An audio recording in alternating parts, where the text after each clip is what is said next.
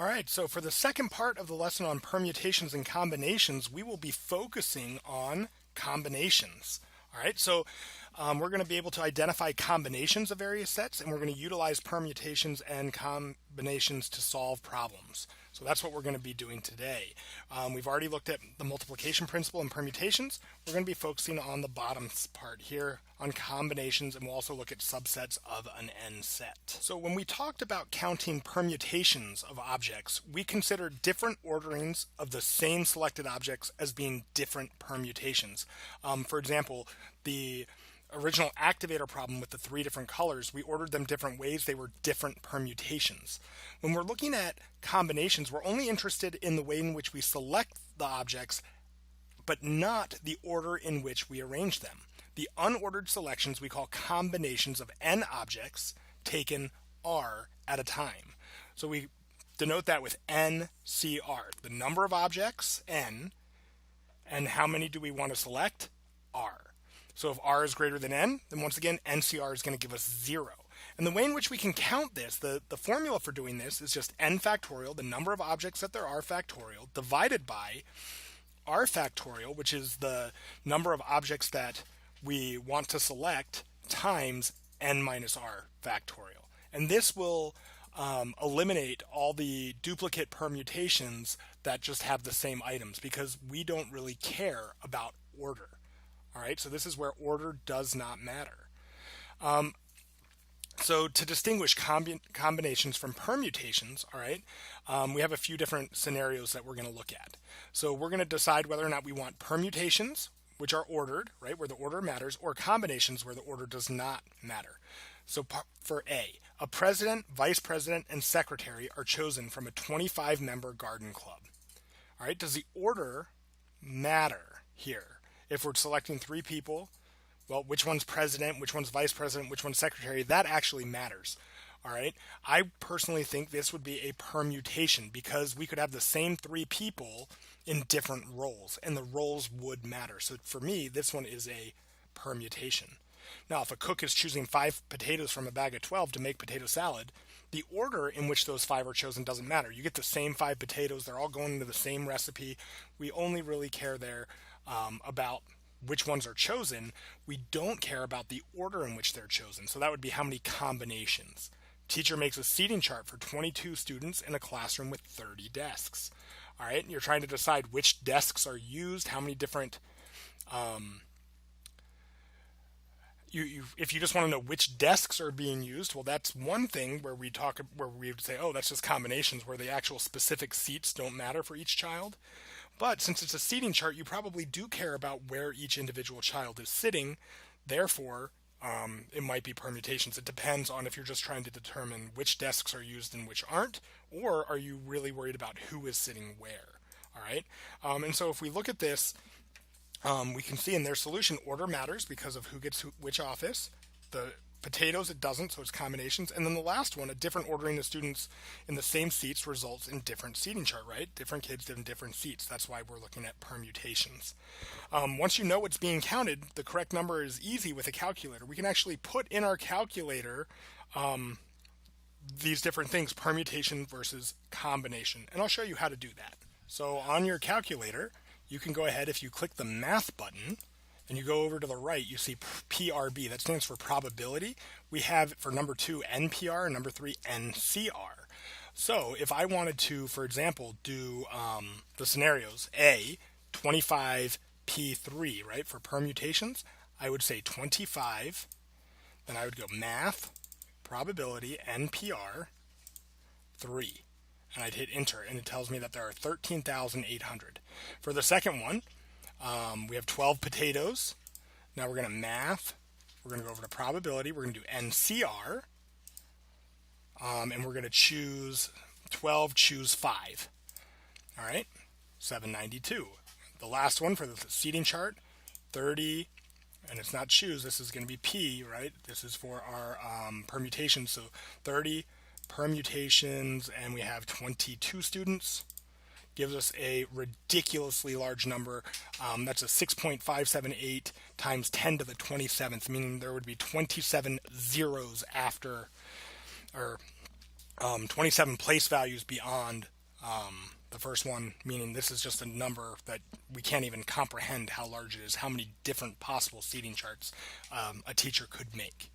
All right, the numbers grow very, very quickly when we start dealing with combinations, and more specifically with permutations, because with permutations, where the order matters, it just gets exponentially larger, much, much faster.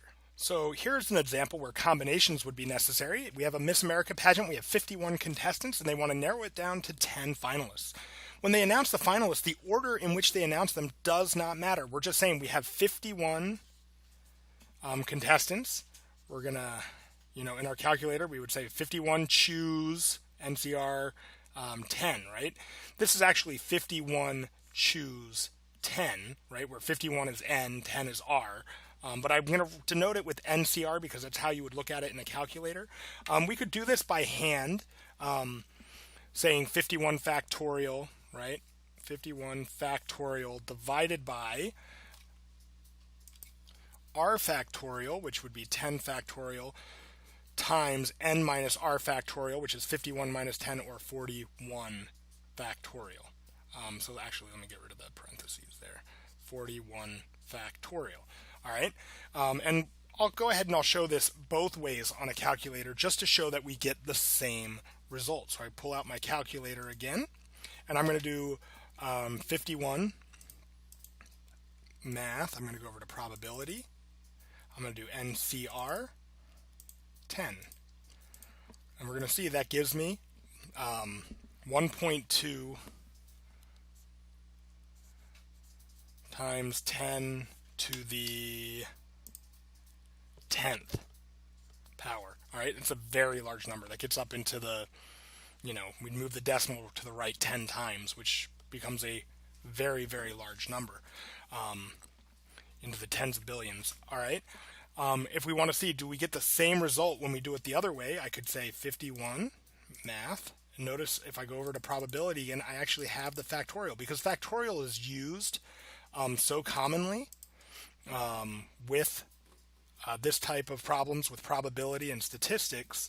That's why the factorial button is over here. 10 factorial times 41 factorial.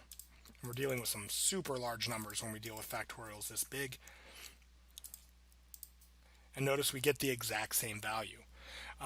So that's the way in which we set it up. Now that number is quite large, and it's kind of hard to imagine, but if we were to move the decimal point to the right 10 times, we'd actually get 12,777,711,870 ways. Meaning, you have 51 contestants and you're picking 10 finalists. There are tons of possible outcomes. A very common use of combinations has to do with lotteries. Typically, a lottery requires you to pick a certain, maybe 6 different numbers between, in this case, 1 and 46. All right, we're looking at this specific Georgia lottery. 6 integers between 1 and 46. The order in which you select them does not matter. So, actually, when you print out a lottery ticket, it always sorts them from smallest to largest. All right, you can't pick any number more than once, and the order in which the numbers come up does not matter. You just have to match all of them. All right, and we want to know, what are the chances of winning if you pick 6 numbers at random? Well, how many possibilities are there? So in this case, it's going to be 6. Choose. Once again, I'm writing NCR, even though I could just write, C. 46, which I can do on the calculator, or I could do. And I wrote that backwards. I said 6 choose 46. It's 46 choose 6. 46 NCR 6, all right, which is the same as 46 factorial all over 6 factorial times 40 factorial. All right, and once again, however we write that out, we're going to get the same answer either way. So we're going to do 46 choose 6. I hit enter and I get, there are 9,366,819. 366 819. So your chances, if you were to buy a lotto ticket, of winning would be 1 in just over 9 million. So you have a 1 out of 9,366,819 chance of picking the correct numbers. That's why the prices are so big, because it's so hard to actually get the right combination. All right. In fact, that's more than enough different tickets so that if every person bought one in the state of Georgia and they were all different, there's no guarantee that one of them would win, because there's fewer people in Georgia than there are combinations for those tickets. So this brings us to the last little topic that we want to look at for this lesson, which is subsets of an N set. All right, so if we are looking at this example, we have Armando's Pizzeria, and they offer their patrons or their customers any combination of up to 10 different toppings. All right, they have pepperoni, mushroom, sausage, onion, green pepper, bacon, prosciutto, black olives, green olives, and anchovies. How many different pizzas could they order? All right, and what's interesting about this is that we could choose, 1 topping, 0 toppings, 2 toppings, 3 toppings, 4 toppings, 5 toppings, any number of toppings. So if we only choose 3 toppings, it becomes a little bit easier, right? That's just 10 choose 3, right? But what if we can choose any number of toppings? Then what do we do? So if we look at the first one, 10 choose 3 gave us 120. That was the easy one. The second one, we could have done 10 choose 0, 10 choose 1, 10 choose 2, 10 choose 3, 10 choose 4, 10 choose 5, all the way up to 10 choose 10, and we could take the sum, and that would give us our total. But there's a way to do this that's much, much easier. We could just say for each topping, do we put it on the pizza or no? It's either a yes or no for each one. Yes, no, yes, no, yes, no. So in doing that, we can just use the multiplication principle, where we just say there's 2 options for each number. So it's just 2 times 2 times 2 times 2 times 2 all the way to 10, which gives us 1,024, which ends up being the total number of possible pizzas. So the solution to example 9b, which was the previous problem with the pizzas, it suggests a general rule that we can use for counting subsets of an n set. And this suggests that there are 2 to the n subsets of a set with n objects, including the empty set and the entire set. So saying that you could either choose none, choose all, or all the different subsets. If we want to know how many possible ways are there for something with up to 10 items, but you could choose any from 0 items to all 10, how many different ways could you count them? It's going to be just 2 to the n. All right. So in this lesson and the previous one, we learned about the basics of combinatorics, or combinations and permutations. We learned how to apply the multiplication principle of counting to determine ways in which objects are arranged. We investigated the difference between permutations and combinations. We identified strategies to distinguish one from the other. When should we use combinations? When should we use permutations? And then we applied the different formulae to solve problems involving permutations and combinations. So you should be able to do all of that and be able to apply that to different types of problems.